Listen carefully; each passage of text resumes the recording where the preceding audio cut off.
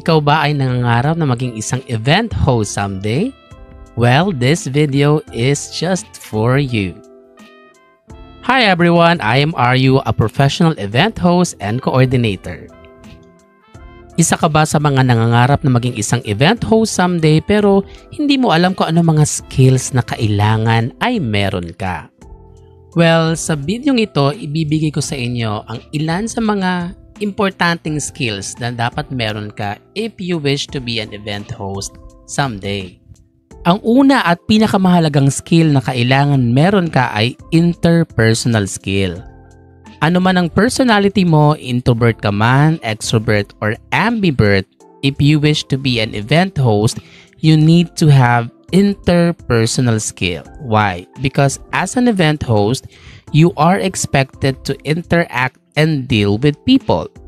Hindi lang kapal ng mukha ang kailangan mo. So dapat hindi ka takot na lumapit sa mga guest, dapat hindi ka nahiyang makipag-usap sa kanila, dapat kinukumusta mo sila, at dapat game na game kang makipagkulitan sa kanila, because if you can effectively connect with your guest, then you can easily get their attention. Napaka-importante yon. So kung gusto mo talagang kararin ang pagiging isang event host, dapat ma-overcome mo talaga ang fear of crowds.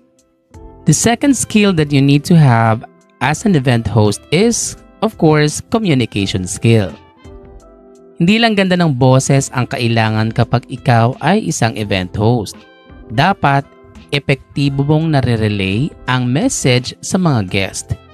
Dapat tansyahin mo ang mga audience mo. Observe their reactions kapag nagsasalita ka. Kung medyo kumukunot-kunot na yung noon nila, ay baka naman napakabilis mo magsalita. Sa bawat spiel na bibitawan mo, hindi dapat napakabilis at hindi rin naman sobrang bagal, nakakaantok yun.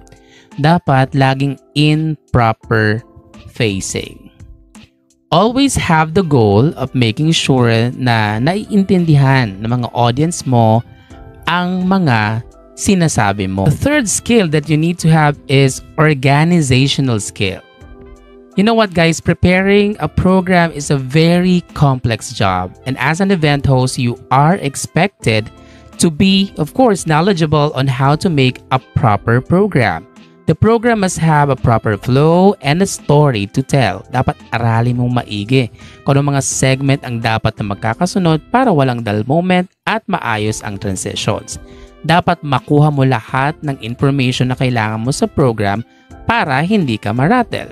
At dapat maaga ka sa reception venue to coordinate with the tech booth and to conduct orientation with your coordinator para maging ready ang lahat at maging smooth ang flow ng program.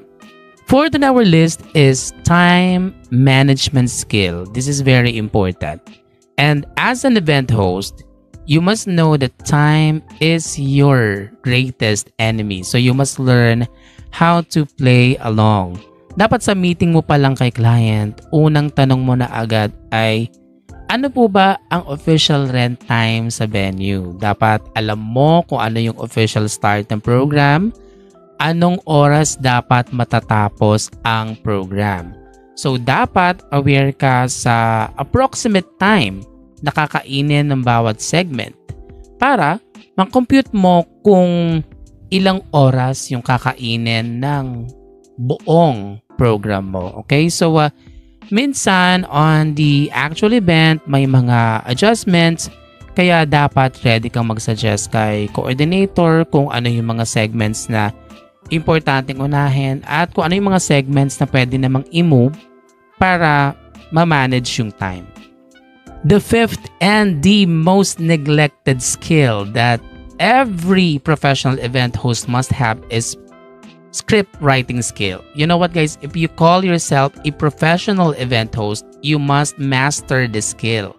Dahil hindi lahat or hindi sa lahat ng pagkakataon pwede tayong mag-free flow or pwede tayong mag-adlib lang, lalo na kung ang event ay formal or corporate event. We must learn to deliver our best opening and best closing spiel. At dapat mapag-aralan natin kung ano ang best spills to introduce each program segments. kung medyo baguhan ka, mas lalong dapat mag-practice ka magsulat ng scripts mo. Okay? So, pwede kang manood sa mga experts so you can learn from them or you can do your research. Okay? And those were 5 very important skills an event host must have. If you have any question about events, so please feel free to comment and I hope to answer them on my next videos. Please don't forget to follow me on my FB, TikTok, IG, and YouTube account. Again, this has been host Aryu. Stay in love and always celebrate life. I hope to see you on your next event. Bye-bye.